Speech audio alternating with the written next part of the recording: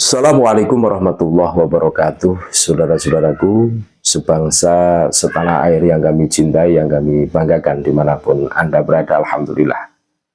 Pada kesempatan yang berbahagia ini bisa menyapa kembali saudara-saudaraku semua.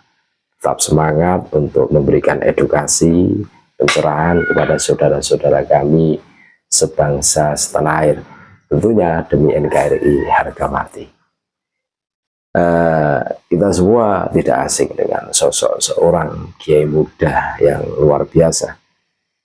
Beliau adalah Kiai Haji Maduddin Usman Al-Bantani, kiai muda yang kita kenal sebagai kiai yang berani, kritis, dan tegas, dan membuat geger Indonesia Raya, ya kan? Gara-gara beliau bikin penelitian bahwa nasabnya Habib itu rungkat itu kan gue kan. Nah, dalam tulisannya ia menyatakan bahwa nasab para Habib klan Pak Alwi termasuk Rizik, Bahar tidak valid sebagai keturunan Nabi Muhammad SAW. Ia menyebut klaim nasab itu tak ditemukan di kitab-kitab nasab klasik dan tidak sesuai secara genetika. Iya kan? Bagi Kiai Haji Maduddin Usman Al-Bantani, label dzurriyyah Nabi yang mereka banggakan hanyalah mitos turun-temurun tanpa dasar ilmiah. Tak terima, iya kan? Gerombolannya para Habib ini nggak terima, Rizik langsung meledak, duar kan gitu kan.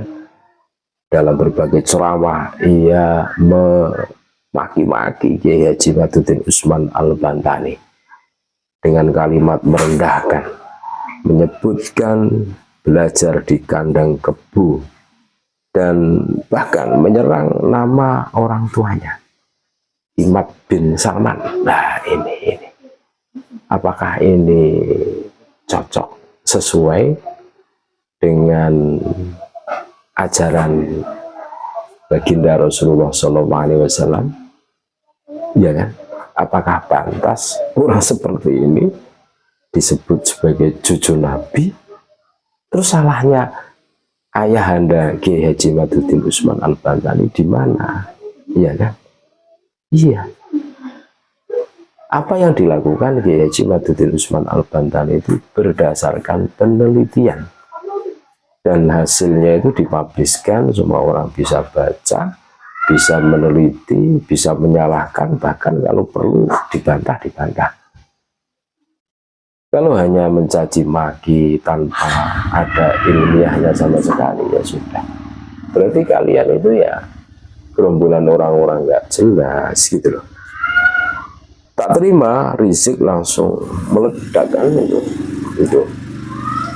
Tapi justru ya, disinilah terlihat bahwa Rizik menyerang pribadi, ya kan? Bukan isi ilmiah. Tak ada satupun dalil atau bukti kuat yang ia bawa. Hanya amarah dan gengsi karena merasa terluka, terus playing victim, ya, merasa terzolimi, merasa disakiti, kan seperti itu kan. Ya, karakter mereka dari dulu sampai sekarang masih tetap kan begitu kan. Publik pun mulai berpikir, mengapa marah jika memang benar? Kan pertanyaan seperti itu kan.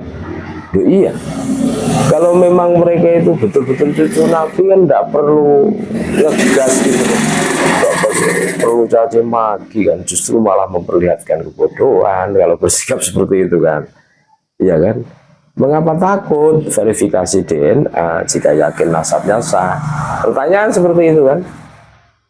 Mengajak diskusi terbuka, ilmiah, dan terukur, Rizik malah memilih makian dan intimidasi kan gitu kan. Ini semakin menyadarkan para pribumi. Banyak saudara-saudara kita yang tadinya itu ta'assub, fanatik buta dengan perilaku mereka itu menjadi tercerahkan, tersadarkan. Betul saudara-saudara. Pertanyaannya kini bukan lagi soal siapa dzurriyyah, siapa bukan, tapi soal siapa yang berani berdiri di atas kebenaran, bukan di balik sorban dan keturunan palsu. Inilah makanya polemik nasab yang bergulir 3 tahun ini kan, ini pertanyaannya itu bukan siapa, tidak penting siapa dzurriyyah Nabi, siapa bukan, tidak penting hari ini. Tetapi ini tentang kebenaran, saudara-saudara. Kebenaran yang harus terus-menerus kita tegakkan. Kebenaran tidak diukur dari besarnya sorban yang dipakai, terus pakaian yang berjuntai, berumbai-rumbai jubahnya, tidak diukur dari situ, gitu loh. Rizik yang dikenal sebagai tokoh yang sering mengaku membela Islam dan kaum muslimin harus lebih bijak, tentu seperti itu kan. Karena yang terbukti secara ilmiah bukanlah keturunan Nabi Muhammad SAW. Maka seharusnya ya sebaiknya ia melakukan permohonan maaf kepada seluruh orang Indonesia yang memujanya dan menghancurkan seluruh kuburan mewah milik Khabib klan Ba'alwi Al-Ghazabah yang dianggap waliullah. Ini ya mungkin karena genetika mereka kayaknya itu tidak mungkin bersifat kesatria legowo, itu kayaknya tidak mungkin, mustahil. Polemik nasab yang bergulir 3 tahun ini menimbulkan pertanyaan di benak kami juga berpikir, kalau kita berbicara dari sekian orang, pokoknya klan Khabib ini, kami yakin ada yang baik, gitu. Akan tetapi rata-rata kok pola pikirnya seperti itu. Tidak ada satupun yang di situ itu legowo. Maksudnya apa? Bisa menerima. Ya maksudnya begini, seumpama memang mereka tidak bisa membuktikan dirinya sebagai cucu Nabi, ya sudah legowo kalau istilah Jawanya. Minta maaf kepada umat, kepada para pendukungnya, ya kan, sudah selesai, tidak berlarut-larut. Tapi mereka tetap berkas saja. Bahkan ada yang ngajak, macam ini dan itu dan lain sebagainya, seakan-akan mereka itu pembawa kebenaran, kan gitu kan. Ini kan menjadi aneh gitu loh. Bagi yang berpikiran kritis tentu iskal, itu tinggal dibuktikan saja. Makanya umat hari ini sudah cerdas, saudara-saudaraku. Pengakuan tanpa adanya bukti ya hanya sekedar implisit di mulut dan semua bisa. Harus dibuktikan dong, gitu loh. Harus dari ini. Makanya kenapa Khabib ini ditolak di mana-mana? Yang ditolak Khabib bukan sholawatnya, bukan pengajiannya. Selama Khabib belum bisa membuktikan dirinya sebagai cucu Nabi, ya selama itu ya ditolak. Kan gitu kan. Karena apa? Membohongi, membodohi umat. Tentu seperti itu. Terima kasih. Tetap NKRI harga mati Nusantara milik kita.